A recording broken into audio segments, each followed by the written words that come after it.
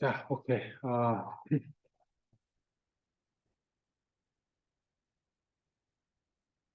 오늘부터 축제 아니에요? 맞지요? 근데 왜 수업 시간에 여기 와 있어?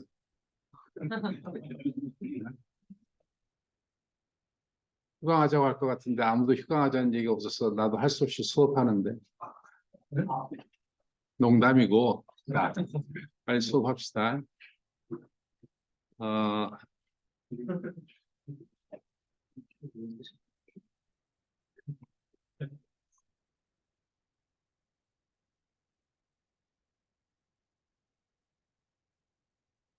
수업 그 진도는 뭐 우리가 충분히 빠르게 나가고 있는데요. 어, 사실 그 세월이 참 빠릅니다.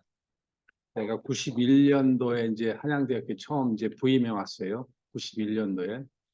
한양대학교 7구학번인 건 알죠? 네, 70구학번이고, 7구학 하니까 좀 이상하게 들리죠? 네?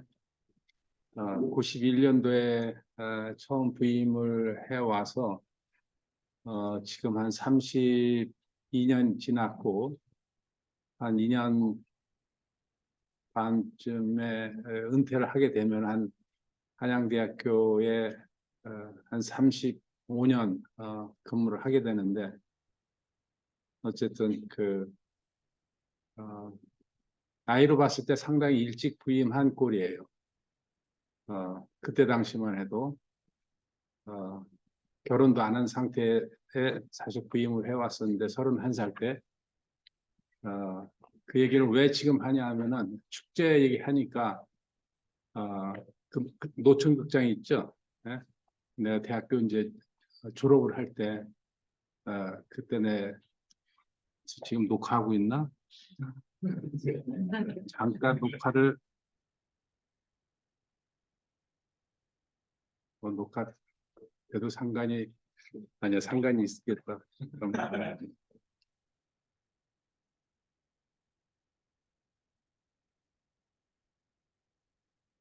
어떻게 녹화를 끄는 거더라? 응? 아,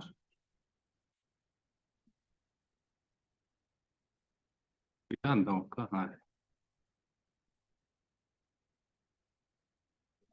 여기 있구나. 별것도 아닌데 녹화를 또 끊었네. 얘기하다 보니까. 자,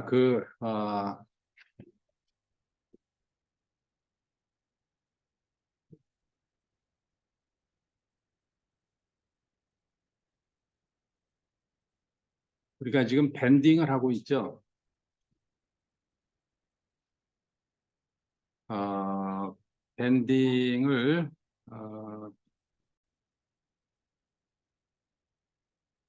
지금 밴딩하고 토션하고 지금 같이 얘기를 하고 있는데요. 그 밴딩이 왜 스트레스가 큰가를 지난 시간에 월요일 날 우리가 아, 관찰을 한번 했습니다. 그래서 내가 여러 가지 경우에 적용을 할 수가 있는데 실제 구조물에 그런데 특히나 우리 그 인체에 해당하는 부분에 대해서 제가 자주 강조를 합니다. 그 이유는 여러분들이 스스로 그 밴딩이 됐든 포션이 됐든 뭐 바가 됐든 여러분들이 스스로 그 각 부위별로 위치별로 어떤 하중을 받느냐에 따라서 여러분들이 힘을 느껴볼 수가 있기 때문에 인체를 가지고 자꾸 이제 예를 드는데 뭐 당연한 얘기지만은 어느 구조물이든 간에 적용이 가능한 겁니다. 특히 지금 밴딩에서는 응력 발생하는 것이 어, 아주 커요. 그래서 구조물을 파손시키는 대부분의 경우는 밴딩에 의한 스트레스예요. 그걸 꼭 좀 명심을 하고, 그래서 지금 배우는 밴딩의 이론, 여러분들이 이제 앞으로 구조물을 설계를 하고, 그러니까 어떤 재료를 이해를 해서 재료의 물성치, 기타 등등의 어떤 특성을 알아낸 다음에 그다음에 그걸 가지고 어떤 부품을 만들 때요. 그 부품이 대부분이 이제 밴딩을 피할 수가 없어요. 그러니까 밴딩을 받을 때 그 부품이 이제 강도가 있게 되고 이제 강성이 있게 되는데 그때 이제 발생되는 응력을 계산하고 그 응력이 뭐보다 작아야 된다고요? 그 재료가 갖고 있는 강도, 예? 강도보다 작게 설계하는 것이 바로 여러분들 기계공학이 재료를 가지고 설계할 때 전형적인 그 과정입니다. 어, 다시 얘기하면 재료를 이해하고 재료가 어떤 구조물에 들어갔을 때 발생되는 응력을 계산하고 그 응력이 재료의 강도보다 작게 해야 된다. 그 얼마나 작냐? 그때 이제 안전계수라 해가지고 안전계수가 2다 그러면은 이제 강도가 100이면은 응력은 50을 설정을 하게 되는 겁니다. 그래서 하여간 응력을 계산하는 거는 우리 재료역학에서는 가장 핵심이고요. 다시 얘기하지만은 그 응력을 발생하는 구조물 중에서 어떤 구조물? 이 빔 구조물에서는 발생되는 응력이 최대가 된다. 그러니까 똑같은 하중이 구조물에 1차원 구조물에 어떻게 가해지느냐에 따라서 응력이 발생되는데 빔 형태, 즉 구조물을 이렇게 휘게 하는 그런 형태에서 응력이 가장 크게 발생이 된다라는 것을 지난 시간에 우리가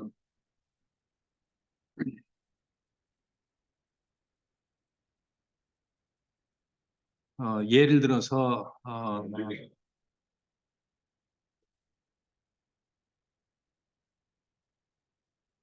좀 지저분하지만은 이때 예를 들어서 어떤 W가 바에 즉 어떤 구조물의 수직으로 가해졌을 때, 그러니까 그래도 얘기했지만은 우리가 인체에서 역도 선수처럼 어떤 물체를 들어 올리고 자기의 몸의 방향과 수직 방향으로 역도를 드는데 이렇게 해서 드는 사람 없죠. 네? 이렇게 해서 들었다가는 자기의 몸과 거리만큼 이 하중이 밴딩을 만들어내기 때문에 그 밴딩에 의해서 엄청난 응력이 당연히 발생됩니다. 그래서 당연히 역도처럼 자기 몸의 축방향에 그 하중이 그대로 수직으로 내려가게끔 드는 것이 그 역도에서의 많은 하중을 드는 당연한 방법이 되겠죠.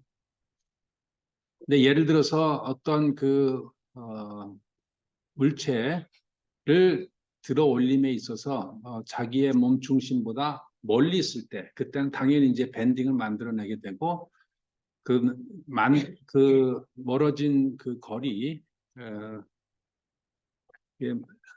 사람을 그려놓고 경우가 좀 달라서 이해가 오히려 또 혼동이 될 것 같은데 그러니까 측면에서 봤을 때 여기서 그 이렇게 들고서 W를 이렇게 들어 하는 경우가 역도고요. 그렇죠? 그 다음에 우리가 그 어떤 물체를 들어 올림에 있어서 W를 이렇게 들어 올리면 어떻게 돼요? 요 허리에 이 W에다가 이 거리만큼, 그러니까 예를 들어서 L, W만큼 여기에 뭐가 걸리겠어요? 밴딩이 걸리겠죠? 예. 그래서 우리가 이렇게 허리를 프리바디 다이그램을 그려보기 위해서 이거 잘라보면 여기에 바로 L 곱하기 W만큼의 그 밴딩 모멘트가 걸린다. 그러니까 이거는 이제 당연히 거리가 없으니까 이 허리에 걸리는 게 그냥 P가 W다 해서 응력이 P 나누기 여기 크로스 섹션 A가 될 것이고 여기에서 발생되는 응력은 어떻게 돼요? I분의 모멘트 그 다음에 항상 Y 이런 식으로 된다 그랬죠. 그래서 이것의 이해가 매우 중요하고 특히나 이제 인체 구조물에서 이 밴딩이 만들어내는 응력이 얼마나 크다라는 것은 우리가 이렇게 거의 드는 려고 하진 않겠지만 무의식 중에 이렇게 들게 되는 경우가 상당히 많이 있어요. 특히 진짜 여러분들이 건강에 대해서 매우 밀접한 관계가 있는데 이 거리와 이 거리를 줄여야 돼요, 항상. 그래서 이것을 가깝게 어떤 물체를 들고 잘 때는 항상 거기에 가깝게 가서 가깝게 가서 다리를 이렇게 구부리고 이 물체를 이렇게 들어 올려야 되겠어요. 이 거리를 줄여야 됩니다. 마치 역도 드는 것처럼 물체 최대한 가까이 가서 애를 없애야 되겠어요. 그 다음에 또 한 가지가 이 물체를 이 그림 그리기가 좀 힘든데 물체를 들고 트위스팅 하는 경우 물체를 들고 이렇게 트위스팅 하는 경우가 바로 샤프트에 걸리는 토크처럼 됩니다. 그러니까 이렇게 들면서 이거를 몸을 회전을 시킬 수가 있겠죠. 물건 들고 이렇게 하는 경우. 그럴 때는 허리에서 가장 치명타예요. 왜 그러냐면은 그래서 위에서 보면은 이런 식으로 어떤 물체가 들고 여기에 이제 다리가 이렇게 있는데 이거를 이제 이렇게 회전하는 겁니다. 네? 이렇게 회전을 하게 되면은 이 허리 내에서 이 W와 그 트위스팅 모멘트가 걸리는데 그림이 좀 그리기가 좀 힘듭니다만은 이 타우가 우리가 잘 알지만은 트위스팅 모멘트 T에다가 일단은 IP 곱하기 R 이렇게 나오죠. 그러니까 여기에서의 그 여기서 척추만을 그릴게요. 척추만을 이렇게 그리면은 요 척추뼈에 걸리는 게 밴딩이 걸리고 이렇게 할 때는 그냥 압축응력이 걸리고 요거는 이제 밴딩이 걸리고 그 다음에 요 트위스팅이 걸렸을 때가 바로 이제 트위스팅 모멘트 이렇게 이거를 마치 이제 서큘러 크로스 섹션으로 생각을 하게 되면은 이렇게 이제 밴딩 압축도 이렇게 그릴 수가 있겠죠.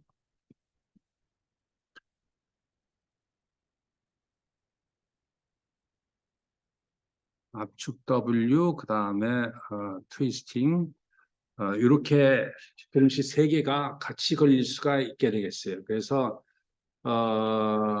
이 W에 의한 압축 하중보다는 이 밴딩과 트위스팅이 같이 걸리게 되면은 이 여러분들 허리 이 디스크라는 얘기 들어봤죠?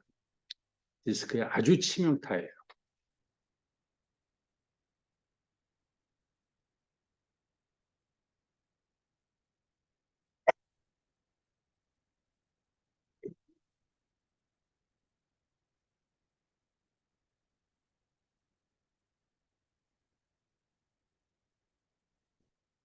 화면이 옆으로 갔을까?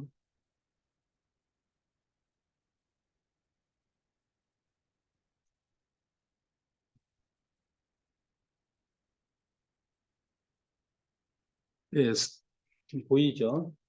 스파이널 디스크 하니까 뒤에 자동으로 허니에이션이라는 말이 나오는데 이게 뭐냐면은 허니에이션이 우리 그 디스크가 파열되는 그거를 허니에이션이라고 부릅니다.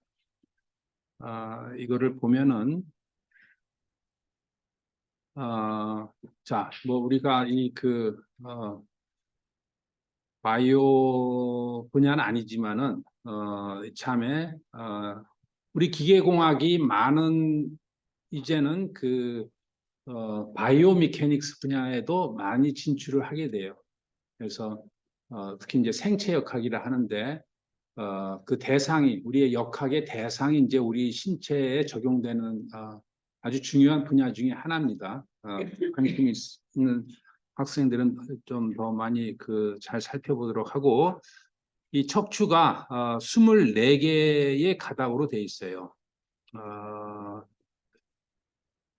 이게 보면 이렇게 S자가 이렇게 돼 있죠. 이렇게 S자가 돼 있고 마디 하나가 이렇게 쭉 그 척추 하나에 그 보통 버테브라라고 하는데 그 버테브라로 돼 있어요. 그래서 두뇌에 있는 여러 가지 그 브레인 머리에서 내려오는 신경 다발이 이 신경이 매우 센시티브하기 때문에 그 신경이 전 몸으로 쫙 퍼질 때 신경이 어떻게 가냐면은 바로 이 척추가 하중을 받드는 것뿐만 아니라 이 신경을 보호를 하게 되는데 그 신경이 바로 여기 있죠. 여기에 그 관처럼 돼 있어요. 여러분들 뭐야 그 음식이 뭐라고 부르더라? 난 잘 안 먹어서 잘 모르는데 소의 무슨 뭐지? 그 척추뼈에 이렇게 나오는 거 있잖아요. 소 곰탕인가? 그러니까 거기 보면은 그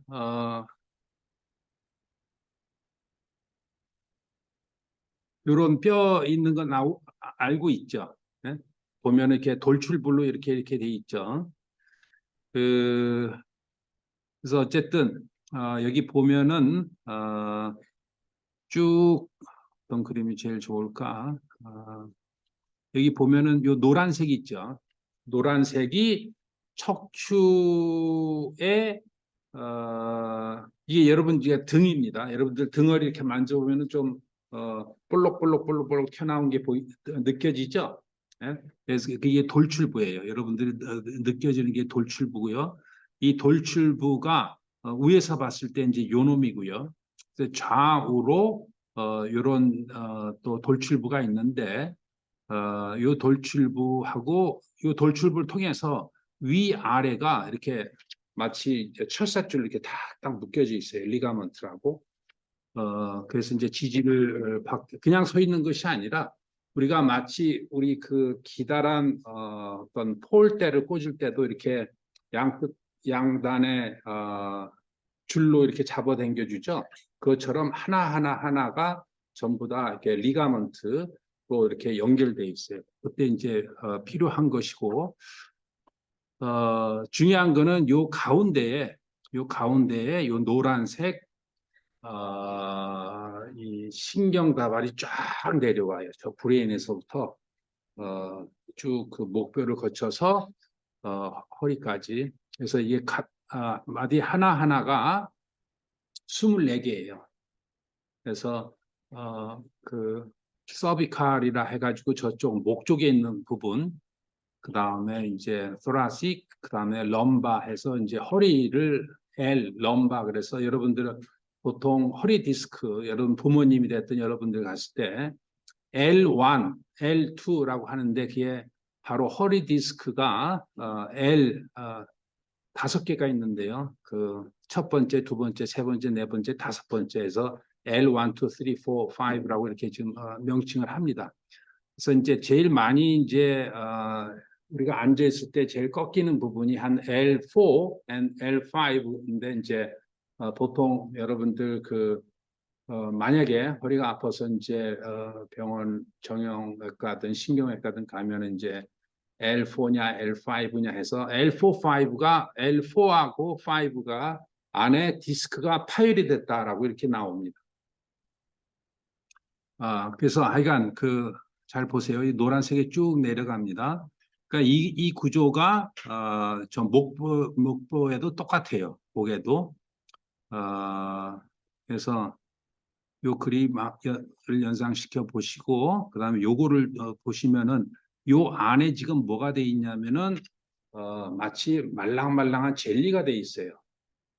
말랑말랑한 젤리가 돼 있고 그 젤리가 뭐로 싸져 있냐면은 마치 우리 그 타이어처럼 이렇게 어, 아주 강하지는 않지만 이렇게 밴드로 이렇게 쌓여져 있습니다. 이 밴드가 이것이 그 어떤 그 띠처럼 이것도 역시 이렇게 막 섬유 방향처럼 이렇게 이제 한 층, 두 층, 세 층 이렇게 쌓여져 있어요. 그리고 이게 아까 얘기한 그 신경 다발입니다. 이게 스파이널 코드라고 돼 있죠. 이게 다발인데 아까처럼 이제 어떤 하중이 잘못 걸려서 특히 아까 얘기했듯이 밴딩을 이렇게 너무 이 척추에다가 주게 되면은 이 밴딩에서 이 물건을 들을 때 어떻게 돼요? 여기서는 압축을 엄청 받고 여기는 이제 여기 압축을 받고 여기는 인장을 받게 되죠. 우리가 밴딩을 이해하니까 그렇죠. 압축 인자하면서 엄청난 응력이 하면서 이 젤리 형태가 이 그, 그 띠를 찢고 튀어나가게 돼요. 그래서 이 튀어나간 이놈이 스파이널 이 신경을 누르게 돼요. 아까처럼 신경을 누르게 되면은 이렇게 됩니다. 그래서 이 신경을 이렇게 누르게 되면 진짜 그 페인이 엄청나요. 그래서 여러분들이 느끼는 거는 이 신경다발이 이제 조금 눌려질 때마다 이제 통증이 이제 느껴지는 거고 위에서 그린 그림이 이렇게 돼요. 뭐 이것이 눌려서도 그렇고 이것이 이제 옆으로 이렇게 좀 미끄러질 때도 이런 현상이 일어납니다. 그래서 이게 어떻게 파열이 되고 어떻게 어떤 양 응력 계산하고 하는 것들을 그대로 이거를 FM 모델링을 해서요. 그러니까 어, 그 구조 해석을 해서 발생되는 응력을 계산을 해냅니다. 어찌 됐든 간에 중요한 거는 우리가 여기서 이제 밴딩이 걸릴 때고 여러분들 엑스레이 가끔 찍으면 이런 사진 나오는 거 봤죠? 이게 바로 이제 하나하나 버테브라라고 이제 척추고요. 이게 아까 그 디스크고 이게 요게 덩어리입니다. 그 척추 디스크가 파열이 돼서 아까 허니에이션이라고 그랬죠. 파열이 돼가지고 누르는 거예요. 그래서 여기 까맣게 이렇게 나옵니다. 이게 L3 럼바가 이제 그 허리 척추뼈라고 부르는 거예요. L3, 4, 5에서 이제 주로 L4, 5가 이렇게 버징 된다. 이렇게 튀어나오게 돼요. 그래서 이 신경을 눌러서 여러분들이 통증이 느끼는 거고요. 그래서 하여간 우리 신체 구조가 매우 견고하고 아주 옵티멀하게 진화돼 왔지만은 우리가 그 신체 구조를 잘 이해를 하고 여기에 발생되는 응력이라든가 이런 것들을 잘 이해해서 우리가 자세라든가 어떤 하중을 이게 들어 올려야 되겠어요. 그래서 뭐 여러분들 젊으니까 아직 뭐 허리의 디스크라든가 이런 것들을 별로 크게 경험해 볼 나이는 아직 아니지만은요. 이거를 상식적으로 알고 있어야 그래야 여러분 젊었을 때 자세라든가 이런 것들을 자꾸 습관을 좋게 들여야 됩니다. 특히나 또 이 허리뿐만 아니라 이 위에 상체에서 이 자세가 이렇게 굽은 형태. 나도 이렇게 좀 상체가 굽어서 매일 항상 신경을 쓰고자 하는데 이제 습관이 상당히 중요합니다. 그래서 항상 자세를 똑바로 이렇게 하고 특히 지난 시간도 얘기했지만 이 목이 여러분들 목에 대한 어떤 그 자라목이라고 부르는데 이제 척추는 이렇고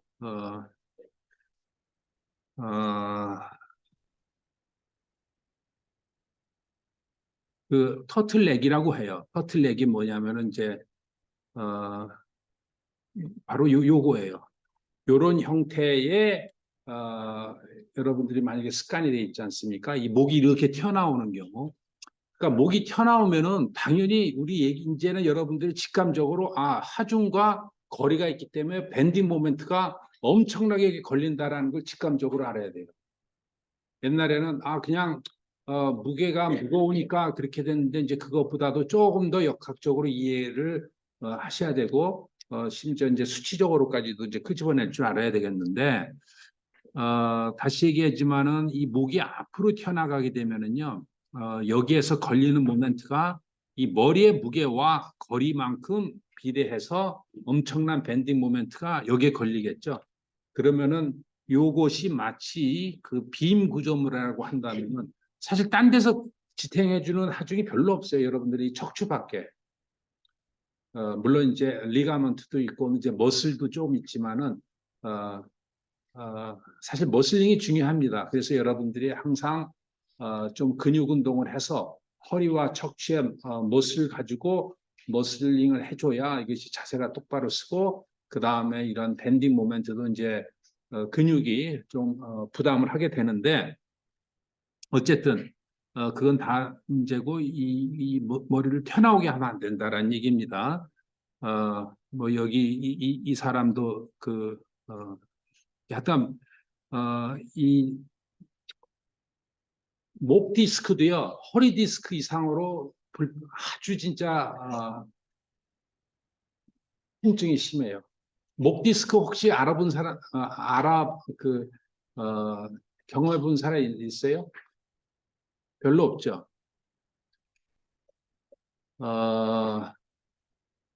그 근데 이게 목 디스크를 정확하게 이제 증상을 우리가 알아야 되는데 여러분들이 이 목이 자세가 안 좋다 해서 여기에서 통증 느끼는 거는 거의 없어요. 그거는 아주 경미한 경우예요. 근데 중요한 거는 뭐냐면은 지난 시간에도 잠깐 얘기한 것 같은데 이 특히 요 새끼 손가락, 넷째 손가락 여기에서부터 여기 부위가 자꾸 좀 저려요. 예?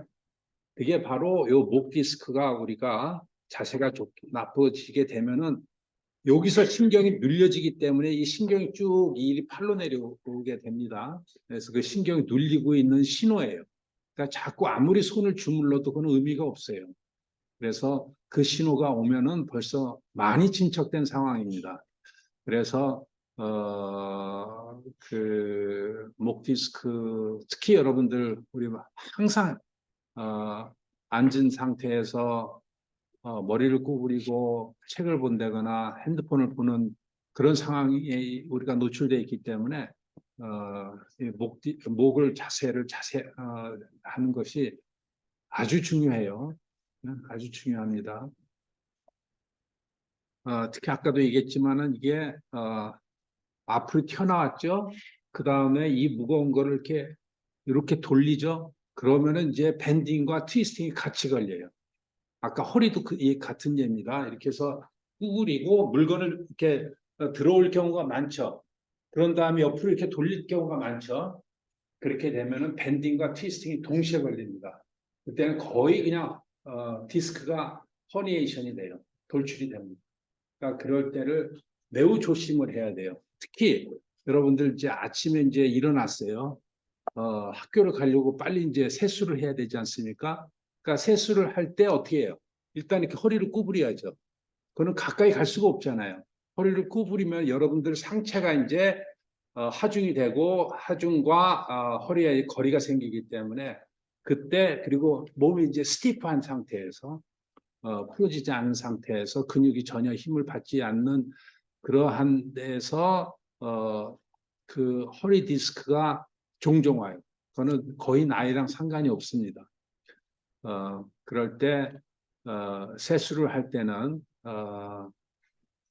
바로 세수 거기에 의자를 놓든가 의자에 앉아서 이렇게 하든가 아니면 최대한 가까이 가서 하든가 혹은 그냥 샤워를 하든가 하는 게 훨씬 더 낫습니다. 그러니까 이렇게 구부려서 세수하는 것이 매우 안 좋은 자세예요.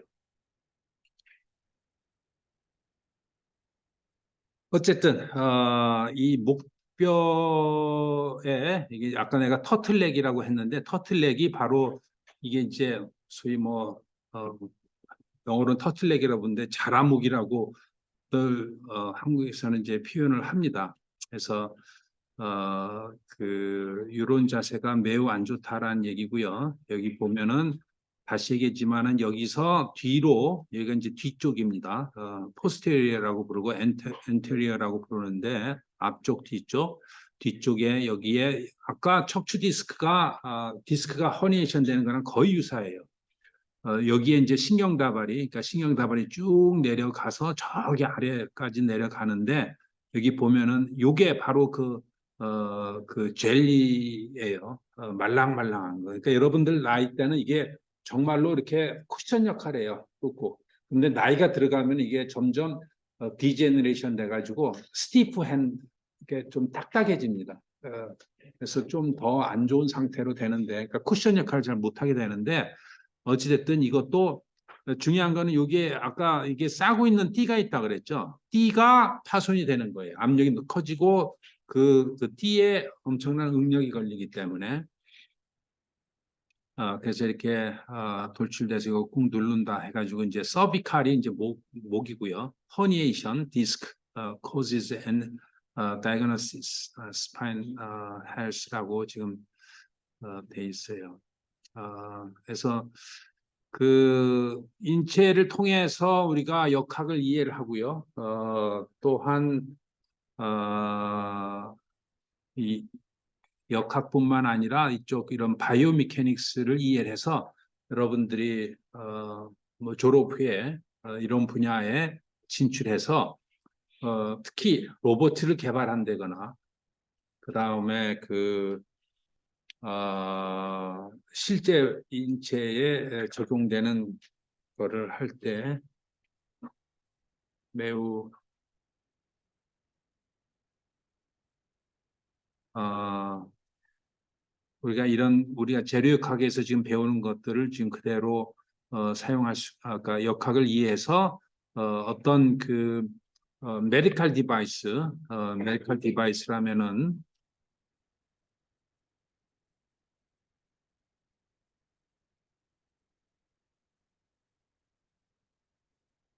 내가 아티피셜 디스크라고 얘기를 했죠. 아티피셜 디스크가 뭐냐면 아까 척추의 그 젤리, 허니에이션이 된 게 너무 많이 진행이 되면요. 어떻게 되냐면 그거를 칼로 긁어내는 수밖에 없어요.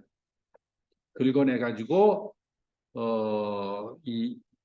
그 아티피셜 디스크, 아주 조만한 건데 이 조만한 놈을 만들어서 거기에 이제 끼게 됩니다. 수술을 하면서 아티피셜 디스크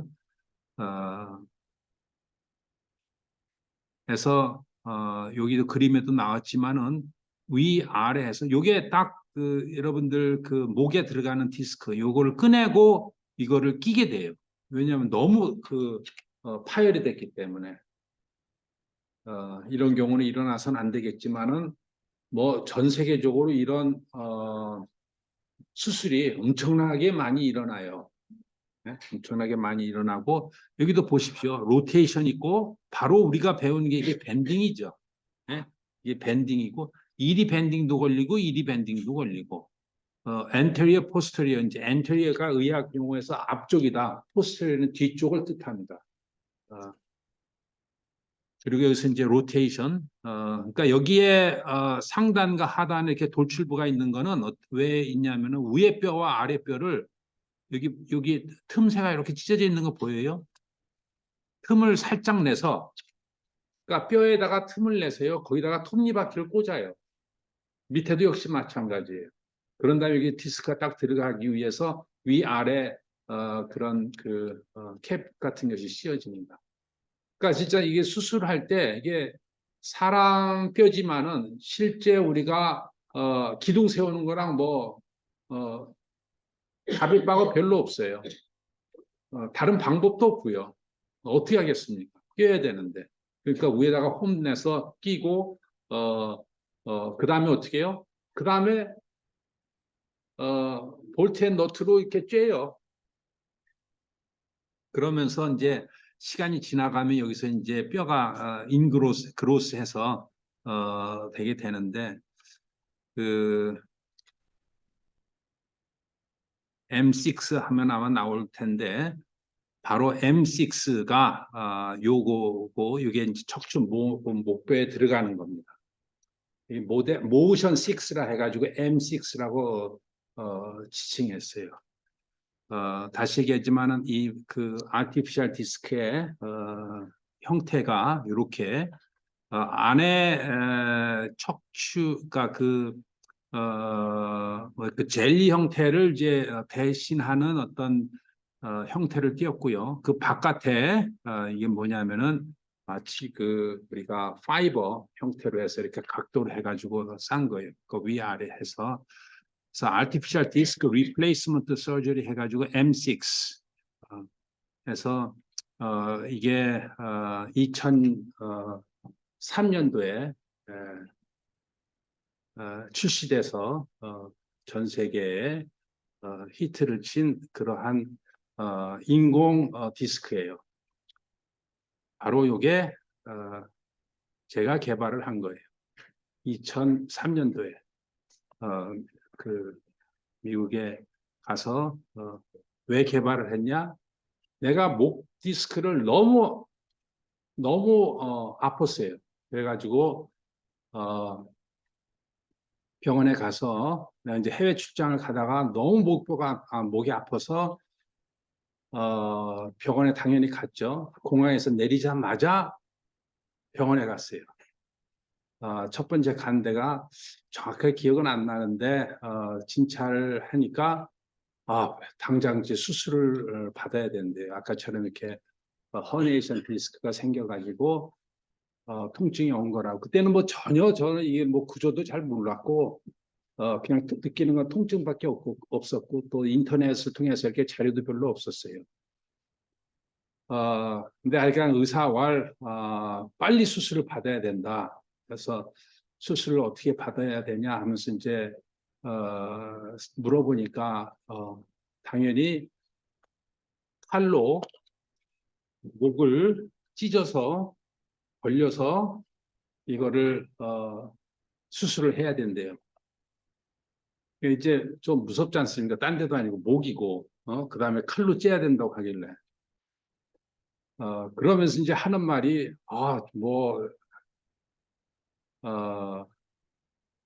자기가 개발한 어쩌고 저쩌고 이제 그런 방법으로 이제 설명을 하더라고요. 근데 제가 살짝 약장수 같은 느낌이 들었어요. 그래서 우리 한양대학교 병원에 또 다음 날인가 가서 이제 예약을 해가지고 우리 또 유명하신 그 교수님이 있어요. 그래서 진찰을 받고 하니까 그분도 역시 빨리 이제 수술을 해야 된대요. 참 너무 통증이 크다고. 그래서 어떻게 수술하십니까? 그러니까 앞쪽에서 이쪽을 찢고 벌려가지고 이쪽으로 들어가는데요. 이전 의사는 뒤에서 들어간다고 했는데요. 그거 검증 안 된 방법이래. 그렇게 하면 안 된대. 그러니까 내가 두 사람 다 믿지를 못하겠어요. 환자 입장에서. 이건 실화예요. 그렇기 때문에 계속 통증은 오고, 통증이라는 게 진짜 말할 수가 없어요. 그러니까 가만히 있지를 못해요. 누워있든 뭐 어떻게든 계속 통증이 오고, 꼼짝달싹 못한 상태에서 어떻게 했냐? 오케이. 내가 공부를 해야 되겠다. 해서 정말로 한 3개월 동안 거의 딴 거 안 하고 계속 이 척추 공부만 했어요. 그래서 이게 페인이 어떻게 발생이 됐고 역학적으로, 그러니까 역학을 우리는 이제 좀 아니까 재료의 물성치와 이런 걸 알고 뭐 밴딩이든 트위스팅이니까 이제 우리는 쉽게 이해가 되지 않습니까? 쭉 공부를 한 다음에 이렇게 해서 통증이 오는 거구나. 그다음 이제 수술을 할 때 역시 우리 한양대 교수님 말하는 게 정석이더라고. 이렇게 해서 이렇게 찢고 이렇게 벌려서 이쪽으로 들어가요. 그러니까 뒤에는 아까 빼쭉빼쭉 튀어나온 거 있죠. 그것 때문에 접근이 힘들더라고요. 그런데 하여간 여러 가지 시도가 있었다는 거 뭐 두 분 다 이해가 되는데 일단은 이해를 했고 그 다음에 이거를 어떻게 이제 치료를 하냐 하는데 어, 어떤 의견은 수술은 되도록 받지 말라라는 의견이 좀 지배적이었어요. 물론 내가 그러니까 보고 싶은 거를 더 듣고 싶은 거를 들어서 그런지 몰라도 그래서 이게 수술하는 것보다는 그냥 계속 운동을 해가면서 재활을 해야 되겠다. 그런 와중에 공부를 이제 좀 공부라기보다 하여간 계속 역학을 이해를 하고 그 다음에 이제 이거를 어, 인공 디스크를 끼는 거를 이제 우연찮게 봤습니다. 인공 디스크가 어, M6가 아니라 그때 당시 프로디스크라고 아마 돼 있을 텐데, 네, 네, 프로디스크. 지금 30년, 20년 전 얘기예요. 어, 예, 이게 바로 그 당시에 존재하는 유일한 인공 디스크였어요. 인공 디스크 어떻게 돼 있냐면은 위에 아까 얘기했던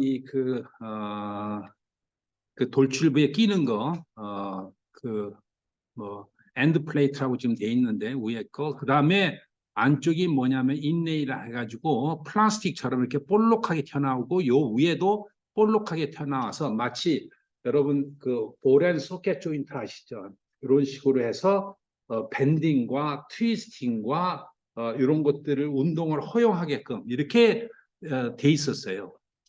물론 여기에 뭐 This is a brief overview of information related FDA 뭐 승인 FDA가 이제 승인을 받아야 이런 것이 제품으로 판매를 하겠죠. 그래서 이게 아마 그러니까 프로디스크라고 명칭을 해가지고 토탈 디스크 리플레이스먼트 해서 이것이 제품으로 있고 아마도 있을 겁니다. 아마 지금도 그래서 이거를 하다가 저는 이제 의문이 야 이거 왜 이렇게 진짜 되게 벌키하고요. 그 다음에 제일 중요한 게 뭐냐면 이렇게 쿠션 역할을 못해요. 그러니까 모션만 준 거예요. 이렇게 모션만. 그래서 쿠션 역할을 좀 해야 되겠다 해서 이 아까처럼 이 M6, 그러니까 모션 6라는 그거를 이제 개발을 이제 하게 된 겁니다. 그래서 이 바깥에 섬유로 그러니까 이제 제가 공부한 전공이 이제 섬유, Fiber Reinforced Plastic, 이제 복합 재료. 여러분들 FRP라는 얘기 많이 들었죠? Fiber Reinforced Plastic. 그러니까 파이버들이 어떠한 재료 내에 이렇게 숨어서, 그러니까 숨은 게 아니라 섞어서 어떤 구조물을 방향성 있게 강하게 만드는 거예요. 근데 제가 이거를 왜 보다가 더 재밌었냐면은 척추 디스크를 싸고 있는 이 바깥에 이 둘레가 그것도 거의 똑같이 이렇게 각도의 섬유로 싸져 있었어요. 그래서 이제 재밌어서 이제 공부를 하다가 이거를 이제 개발을 하고 그때 당시 이제 회사가 만들어지면서 이것이 개발되고 판매되고 해서 물론 이제 나는 상당히 많은 법적인 문제가 있었어요. 그러니까 법적인 문제라는 게 이제 엔지니어 여러분들도 아마 젊은 나이 이제 앞으로 그런 경우를 경험할 기회가 분명히 있을 텐데 창업을 하면서 그 다음에 기술도 기술이지만은 이 회사의 운영, 특허권, 그 다음에 그 우리가 이제 CEO를 드리게 되는데 내가 직접 경영하기가 이제 경영 경험이 없으니까 그래서 상당히 이제 법적 문제라기보다 좀 이렇게 컨플릭트가 많이 생겨가지고 나는 이제 대학으로 돌아와야 되고 그때 내가 안식년이었거든요. 이제 스탠포드에 안식년 1년 가서 이제 가족들이랑 같이 새로운 리플래시를 하다가 어, 놀면 뭐해 하면서 이제 그때 당시 스탠포드 의대에 들어가서 그 뉴로서전 연구실에 들어가서 학생처럼 이제 다시 배워서 수술도 하고 진짜로 시체 수술도 하고 그랬어요. 그래가지고 많이 배우고 또 많이 이제 경험을 쌓고 개발도 하고 회사에서 이 제품도 만들고 그랬는데 이제 그 기술과 여러 이제 투자들이 이제 들어옵니다. 처음 투자가 40 밀리언, 400억.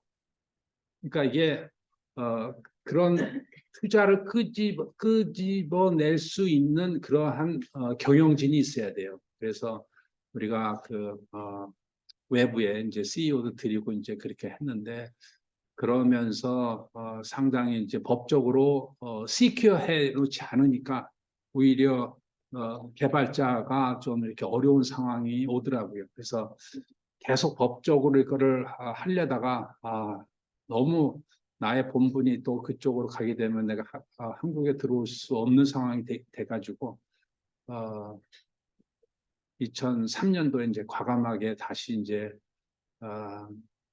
그 회사를 떠나고 물론 이제 지분은 있었지만은 회사를 떠나서 이제 한국에 복귀를 했습니다.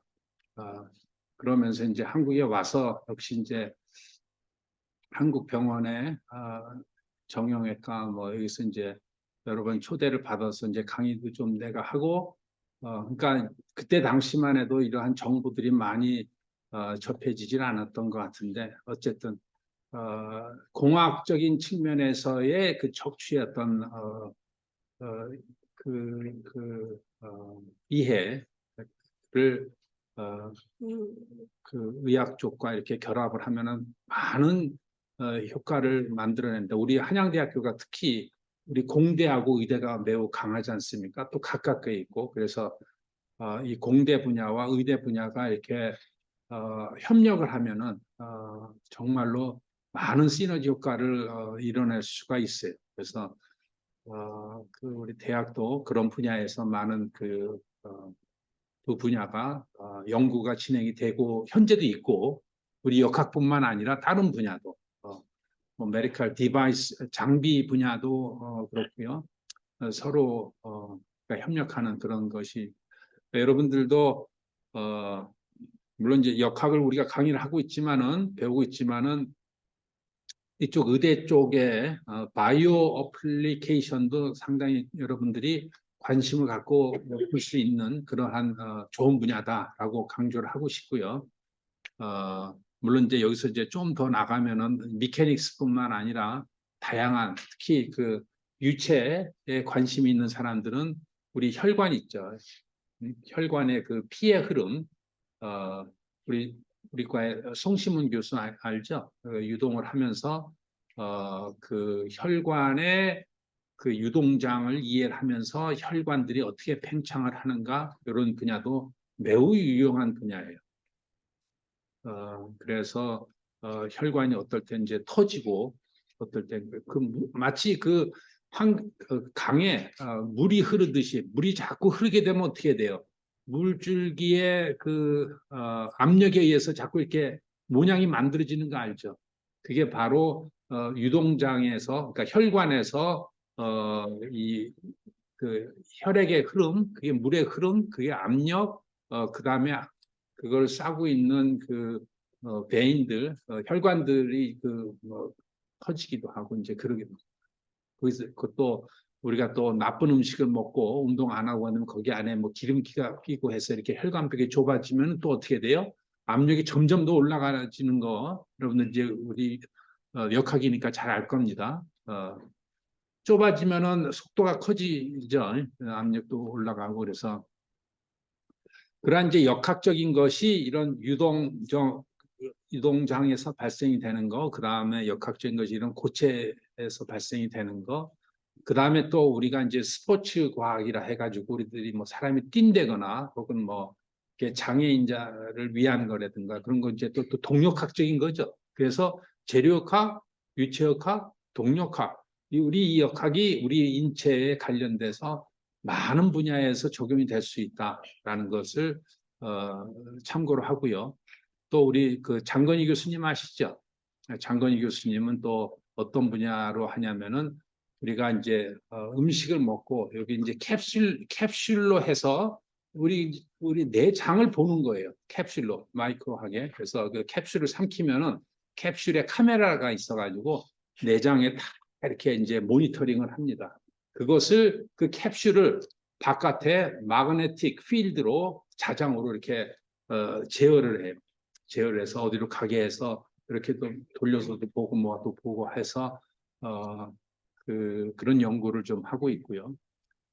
그래서 어찌됐든 간에 우리 역학의, 그러니까 기계공학이, 역학이 큰, 분야고 그 역학이 다양하게 적용이 되고 있다는 거는, 우리 여러분들이 좀, 특히 2학년, 뭐 3학년, 4학년 마찬가지지만 잘 이해를 하신 다음에, 이 분야로 창업이 될 수 있고, 우리 교수님들도 많은 분야에서 지금 연구를 하고 있다라는 것을 다시 한번 강조를 할게요. 그래서 장건희 교수님도 창업을 했고요.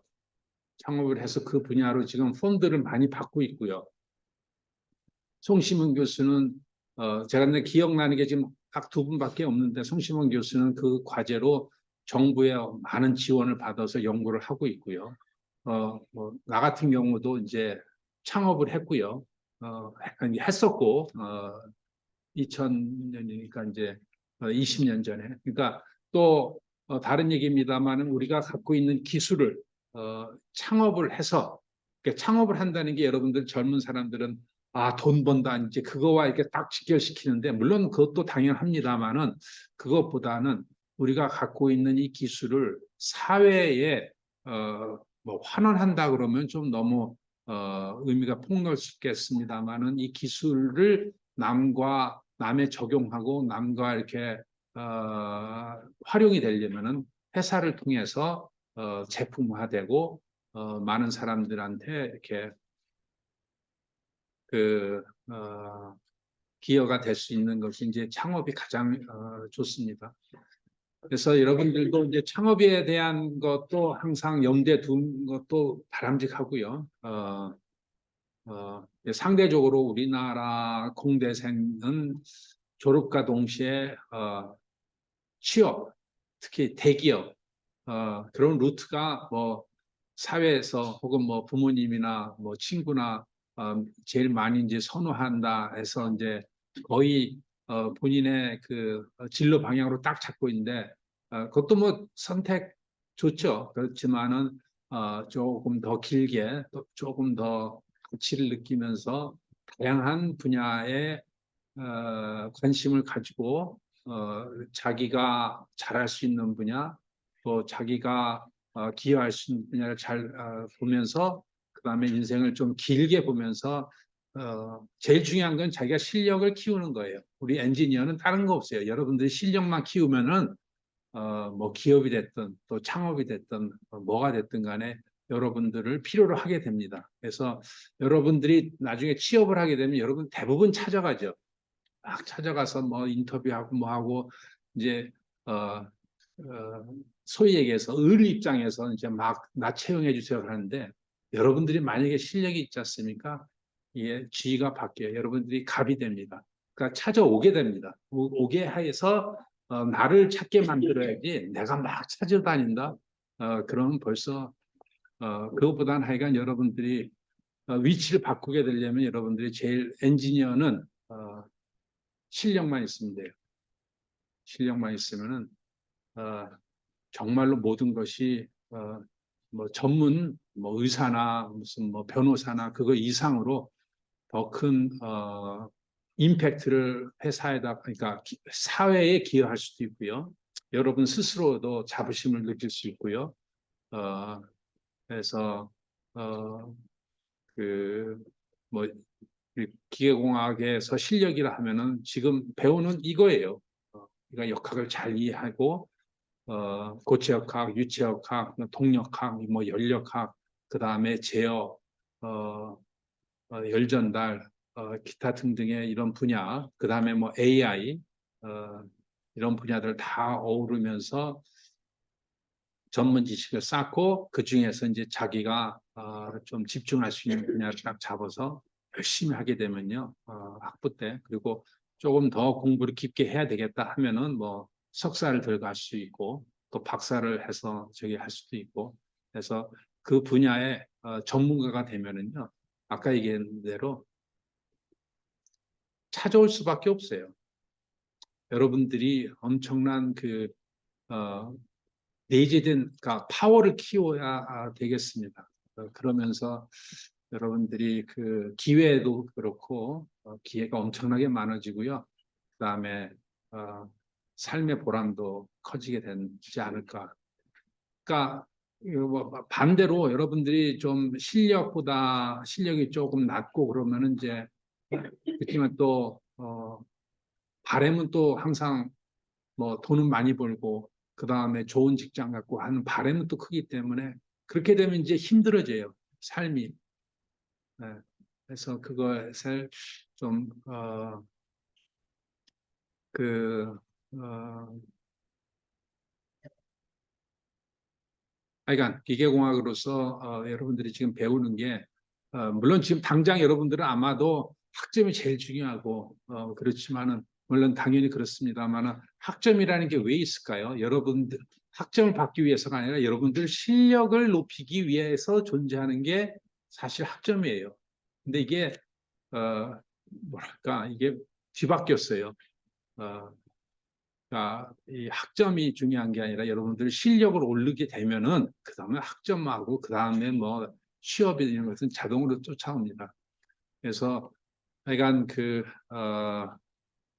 이 얘기하면서 여러 가지 얘기가 나왔는데 어, 나는 아직 내가 만약에 여러분 나이로 가고 혹은 뭐 고등학교 나이 때로 간다 그러면은 또 전공 선택을 한다 치면은 지금이라도 역시 똑같은 기계공학에 똑같은 재료학을 선택을 할 것 같아요. 그만큼 이 분야가 어, 많은 정말 엄청난 내재 기회가 있어요. 여기 우리 그 안수현 학생, 우리 석사과정 학생이에요. 일어나 봐요. 본인 소개 좀 해봐. 지금 뭐 자주 여기 나왔는데 우리 안수현 학생하고 어, 그 지난 4월 달이지 2주 됐나? 3주 됐나?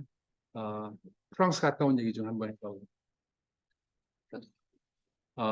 그때가 뭐냐면 이제 우리 연구실에서 지금 연구를 하고 있어요. 그래서 주로 이제 폴리머, 그러니까 복합 재료니까 사진이 여기 없는데 사진 있나?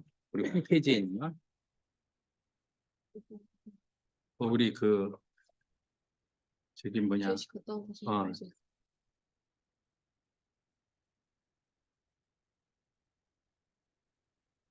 지난번 자네가 올리지 않았나?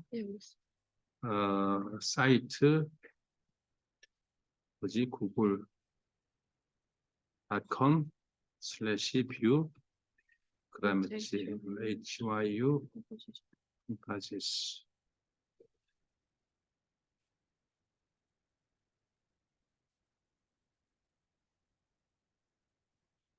여기인가? 네. 이게 최근에 뭐 이거를 얘기하는 이유가 뭐 다른 뭐 우리 연구실을 뭐 이렇게 소개하고 그런 의도는 전혀 아니고요. 여러분들이 어느 분야로 가든 간에 여러분들이 기계공학도로서 많은 거를 할 수 있다라는 것을 간접적으로 이제 얘기를 하고 싶은데요. 뭐 그중에서 이제 이 고체 분야는 이제 Structures and Composites Lab이라 해가지고 특히 뭐 지금 이제 자동차에 이제 수소 자동차에 이제 압력 용기를 하고 풍력 발전도 하고 이게 왜 확대가 안 되냐?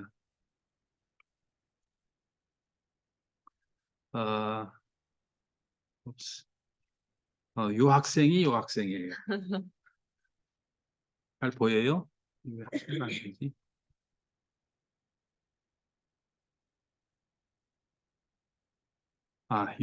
요 학생입니다. 이 밥 먹는 사진 여기 나와 있냐? 자, 그래서 여기 보면은 이게 파리에서 우리가 항상 여러분들 전시회 별로 할 말 없으면 앉아 다리 그 파리 이게 전시회 코엑스 가봤죠? 예? 가보면 그 주제별로 해서 엄청난 기술들을 막 전시를 하지 않습니까? 그래서 그때 우리 이제 학생들 한 10명밖에 못 갔는데 보통 이제 매년 한 20명씩 이제 가서 파리에 그 복합 재료 관련해서 큰 전시회를 합니다. 전 세계 한 회사가 몇 개 오지? 한 1,500개 부스 엄청 커요. 여의도보다 더 큰 그런 큰 데서 이게 뭐예요? 바로 수소 압력 용기예요. 우리가 이 고체역학, 섬유, 이 압력, 이 재료에서 수소 자동차에 들어가는 압력 용기를 이제 개발을 하는 거예요. 그래서 그걸 전시하면서 전 세계에 이제 기술을 소개를 하고 사람들이 많이 왔지. 예, 엄청 왔었어요. 그래서 이 기술들을 소개를 하고 여기 보면은 뭐 우리 그 전시 포스터를 만들고 뭐 좋은 시간도 갖고 했습니다. 그래서 어느 분야가 됐든 간에 그 분야에 여러분들이 이제 전문가로서 실력이 키워지면은 이제 사회에 크게 진짜 기여할 수 있는 기회가 있다라는 거를 꼭 좀 여러분들 염두에 두고 어떤 분야가 됐든 유체, 뭐 고체, 뭐 동력화, 뭐 제어, 뭐 AI 어떤 분야가 됐든 간에 깊게 이제 실력을 키우게 되면은 여러분들이 많은 기회가 올 수 있다라는 거를 그래서 지금 정말로 전 세계에서 우리 수소용기 아까 뭐 척추 얘기하다 갑자기 수소 얘기를 하고 있는데 그래서 아까 척추는 그때 당시 그 특허가 그거 해가지고 그때 일단은 그 사업적으로나 기술적으로 종료를 했고 그 다음에 지금은 이제 수소 용기에서 전 세계에 그러니까 여기 보면 이것도 이제 한양 컬래버레이션 with composite industry 우리 이제 복합 재료라는 게 이게 카본 섬유 이게 재료입니다. 그것이 이제 플라스틱에 집어넣어서 아까 얘기했죠. 척추에 이렇게 섬유 방향으로 이렇게 싸고 있다는 게 이게 섬유가 특징이 있어요. 왜 섬유해야 되는가 여러 가지 이제 역학적인 이유가 있는데 하여간 여기서도 이제 재료 디자인, 매니팩처링 세 개 분야에서 전 세계 이제 기업들하고 이렇게 쫙 연구를 실제로 지금 하고 있는 겁니다. 재료에는 프랑스의 아케마라든가 대만 이제 스완코, 이팍시 여러분이 에폭시라고 들어봤죠? 네, 그 에폭시를 전 세계적으로 만드는데 리사이클이 되는 재료예요. 지금 이 스완코도 오늘 3시에 지금 회의가 잡혀져 있습니다. 그러니까 지금 액티브하게 고잉하고 있는 그런 분야예요. 그래서 이거 카본 섬유, 효성화죠. 효성, 카본 파이버를 개발하고 이런 재료를 가지고 풍력 발전이든 항공이든 그 다음에 그 해저든 우리 그 DSM이나 한국 해양이든 아지스타라고 해서 우리가 또 인도에 협력하는 기관이든 현대자동차하고 이렇게 인더스트리하고 이제 진행을 하고 있고요. 그래서 뭐 우리 뭐 이제 3D 프린팅 가지고 이제 배를 만드는 거, 그다음에 뭐 테크닉 FMC, FMC가 빠졌는데 그래서 그 바다 속에 엄청난 파이프를 집어넣어서 오일 앤 가스를 끄집어 올리는 때 그때 압력과 뭐 지금 이렇게 휘어져 있죠. 밴딩과 트위스팅 이런 것들이 이제 걸리고 지금 우리 웹사이트가 지금 새로 지금 개선을 하느라고 지금 잘 안 나오고 있는데 로봇을 가지고 이렇게 압력 용기를 또 만들고 또 이게 또 세계 최초로 수소 압력 용기를 스틸 와이어로 지금 제작을 하고 있는 거예요. 그래서 이제 폭파 실험까지 지금 하고 있고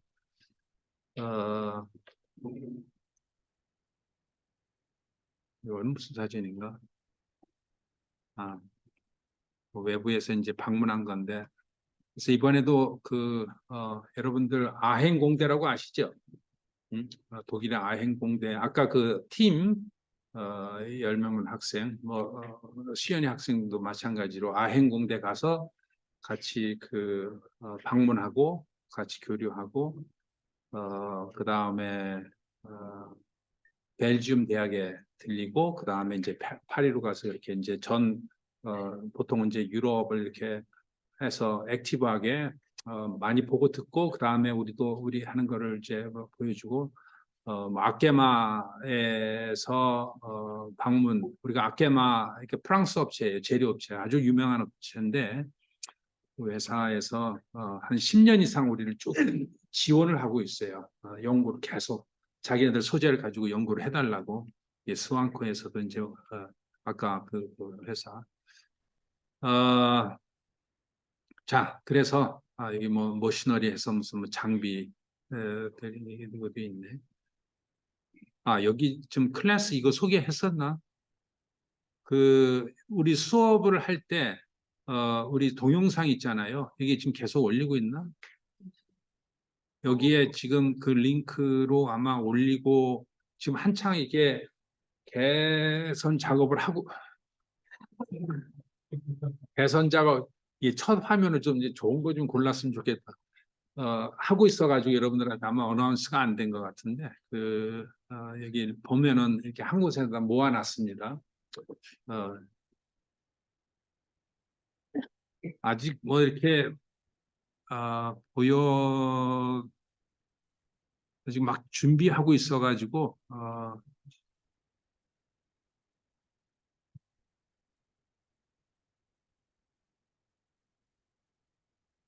하여간 이 수업 관련해서 요 사이트 주소를 어,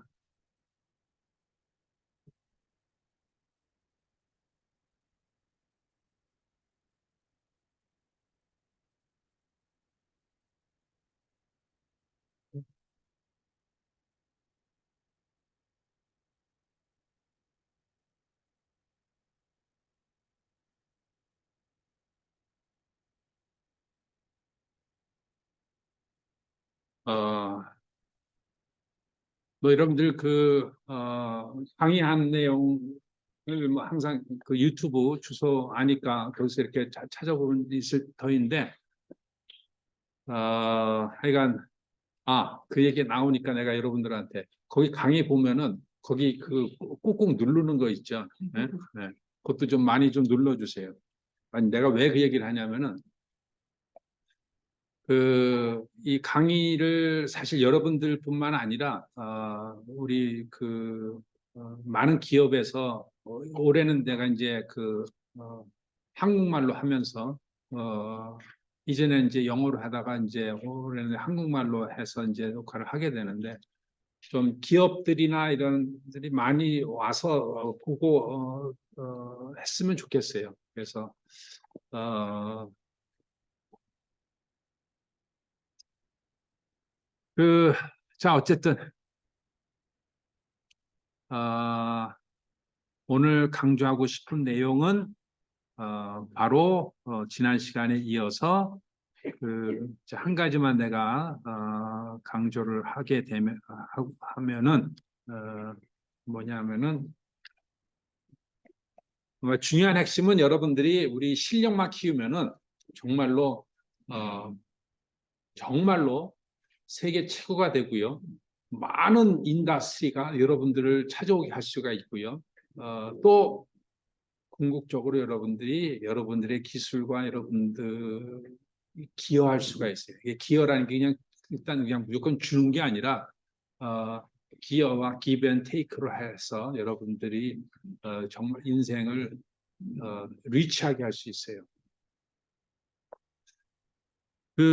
어떠한 그러니까 지금 요거는 아까 이제 디스크라 하면 이제 사실 그 얘기를 하다가 여기까지 왔는데 디스크가 이제 이해가 될 겁니다. 이 디스크에 뭐가 걸릴 수가 있어요? 이런 밴딩이 걸릴 수가 있다고 하겠죠? 네? 이런 밴딩이 걸리고 이제는 이게 사람 몸을 돌리면 트위스팅이 걸리는 거 이해하겠죠? 그 다음에 뭐 압축 압축은요, 이 압축은 상대적으로 작아요. 뭐 역도 진짜 막 200kg 막 드는데 그 역도에 드는 힘 제일 큼에도 불구하고 축방향으로 가해지기 때문에 디스크에 걸리는 응력 관점에서는 작아요. 그런데 우리가 이렇게 밴딩 이거는 단지 10kg 조만한 거 뭐 5kg만 들어도 밴딩이 일단 걸려버리면요. 어떻게 검토했죠? 응력이 어떻게 증가돼요? L과 H만큼 해서 커져 버린다 그랬죠. 이 거리와 그다음에 요 H가 그러니까 마치 이게 밴딩은 하중에서 들고자 한 하중이 마치 증폭을 시켜 버려서 응력이 만들어지게 돼요. 그래서 상대적으로 큰 하중임에도 응력은 작다는 얘기를 하고 싶은데 이 트위스팅하고 그다음에 이 밴딩 모멘트에 의해서 발생되는 이 그 어느 위치에서의 그 하중 요 부분을 이렇게 살펴보면은 여기서 걸리는 응력 그다음에 여기서 걸리는 이 트위스팅에 걸리는 이 시어 스트레스 요것이 요 시그마가 이게 밴딩이 아까 얘기했죠. 모멘트의 I분의 Y. 그다음에 요 트위스팅 요거는 IP분의 토크의 그다음에 R이나 Y나 이것은 뭐 같습니다만은 핵심은 뭐냐? 이 표면에서 걸리는 응력이 밴딩에 의한 그 집중 하중과 그다음에 트위스팅이 같이 걸리는 같이 걸리는 그러면서 아까 이 싸고 있는 아까 그 막이라 그랬죠? 그 막이 딱 찢어져 버려요. 내압에서 또 뭐야 이 프레셔가 쫙 걸리면서 그래서 그 젤리가 그러니까 이거를 누르고 이 응력에 대해서 파열돼 가지고 젤리가 이거를 찢고 나와요. 그게 이제 신경을 누르는 게 바로 우리가 이 소위 얘기하는 디스크라는 겁니다. 예? 그래서 어, 어, 그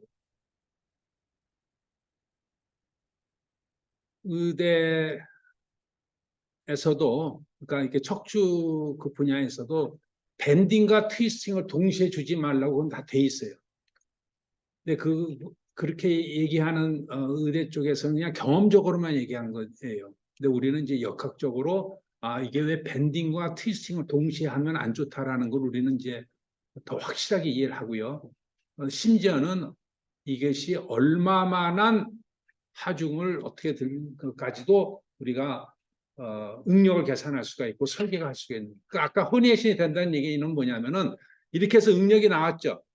그다음에 싸고 있는 강도가 있겠죠.